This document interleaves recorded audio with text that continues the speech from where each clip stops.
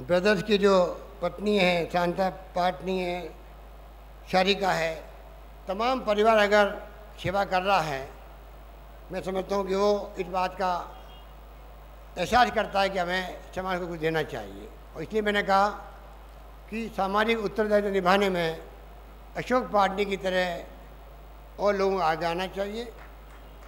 जो प्रदेश में उद्योगपति हैं, उनका दायित्व बनता है अपने इलाके के अंदर, अपने प्रदेश के अंदर जितना संभव हो वो सोशल रेस्पॉन्सिबिलिटी निभाएं, सामाजिक उत्तरदायित्व निभाएं, जिससे कि सरकार के साथ साथ सब काम सरकार नहीं कर सकती है, पर जब जनसहयोग मिलता है तो कोई स्कीम भी कामयाब ज़्यादा होती है।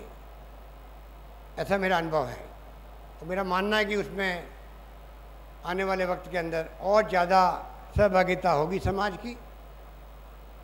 इस मुबारक मौके पर मैं पुनः अपनी ओर से, आप सबकी ओर से अशोक पाटनी जी को, तमाम इनके परिवार वालों को, इनके पिताजी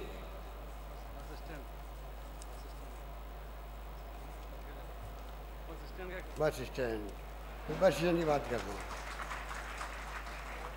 कमललाल जी पाटनी साहब को, उनके भाई महावीर प्रसाद जी पाटनी को और तमाम उनके परिवार को तो मैं धन्यवाद देता हूँ कि उन्होंने सबने मिलकर के किशनगढ़ का कायाकल्प करने का जो संकल्प व्यक्त किया है और कर रहे हैं, उसी कड़ी में इन्होंने कहा अशोक पाटनी जी ने कि बस स्टैंड का काम भी हमने आगे बढ़ाया है। मैंने खुद ने एमडी से बात कर ली है, रोडवेज के सब स्वीकृति हो चुकी, समझ लीजिए। खाली एक फॉरेस्ट का एरिया वो माना जाता है, उस कारण से अड़चन आ रही है।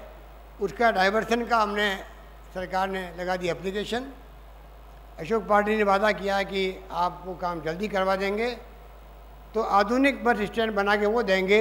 इसके लिए मैं उनको धन्यवाद देना चाहता हूँ।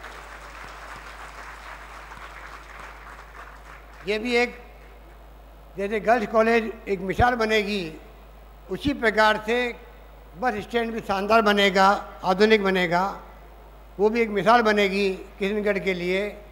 उसके लिए अशोक पाटनी को मैं धन्यवाद देना चाहूँगा। और बाकी रहेगा कोई काम?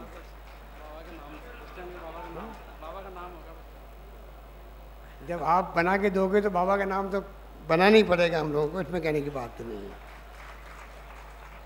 पर मुझे खुशी है कि ये अभी सचिन पायलट कह रहे थे कार के अंदर कि भाई जमशेदपुर को जो कायाकल्प किया, बसाया, टाटा परिवार ने बसाया था, जमशेद जी ने उस जमाने के अंदर। तो आज किशनगढ़ में अशोक पाटनी परिवार भी उसी दिशा में आगे बढ़ रहा है कि किशनगढ़ पूरी तरह कायाकल्प हो जाए। हवाई अड्डा यहाँ पर, केंद्रीय विश्वविद्यालय यहाँ पर, आधुनिक बस स्टैंड यहाँ बने, अच्छे अस्पताल बने, अच्छी सेवाएं सब तरह से हो। ये तो अच्छा बात इन्होंने मांग जिले की नहीं की, वरना मांग जिले की कर लेता यार। इसलिए मुझे खुशी है कि आप कम से कम खुद आगे बढ़ कर के सब कामों में भागीदारी निभा रहे हैं। मैं उम्मीद करता हूँ कि आने वाले वक्त में भी आप अपना जो सपना है आपका खुद का किशनगढ़ के लिए, उसको पूरा करने में आप और आगे आएंगे। यही बात करता हुआ हम सबको याद किया, उसके लिए मैं शुक्रिया अदा करता हूँ, धन्यवाद देता हूँ कि एक मौका मिल गया सबके साथ बैठ के चर्चा करने का। इन्हीं शब्दों के साथ में मैं अपनी बात समाप्त करता हूँ। धन्यवाद। जय हिंद।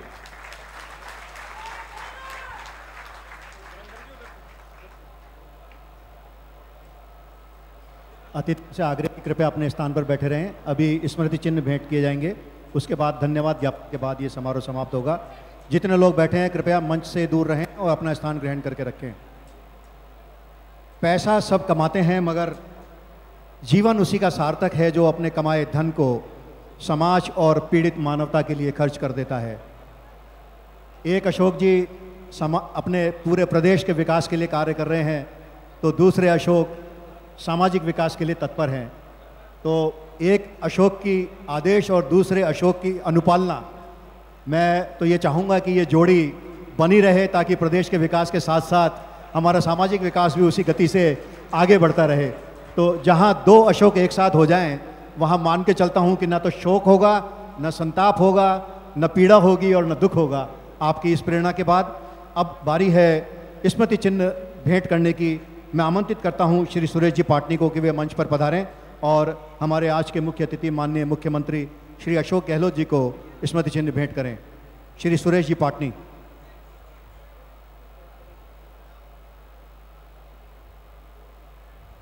श्री विमल जी पाटनी से आग्रह है कि वे मंच पर पधारें और हमारे आज के समारोह के अध्यक्ष केंद्रीय राज्य मंत्री संचार एवं सूचना प्रौद्योगिकी विभाग माननीय श्री सचिन पायलट जी को स्मृति चिन्ह भेंट करें।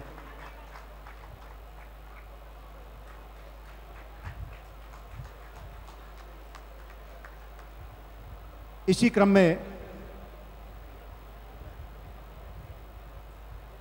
में आमंत्रित कर रहा हूं श्री विनीत पाटनी जी को कि वे पधारें और सरकारी मुख्य सचेतक माननीय श्री रघु शर्मा को स्मृति चिन्ह भेंट करें।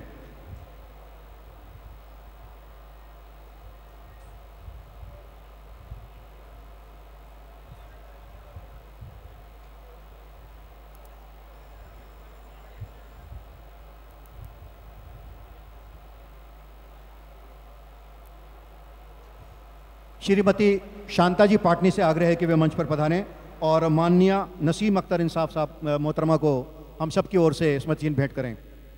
श्रीमती शांता जी पाटनी।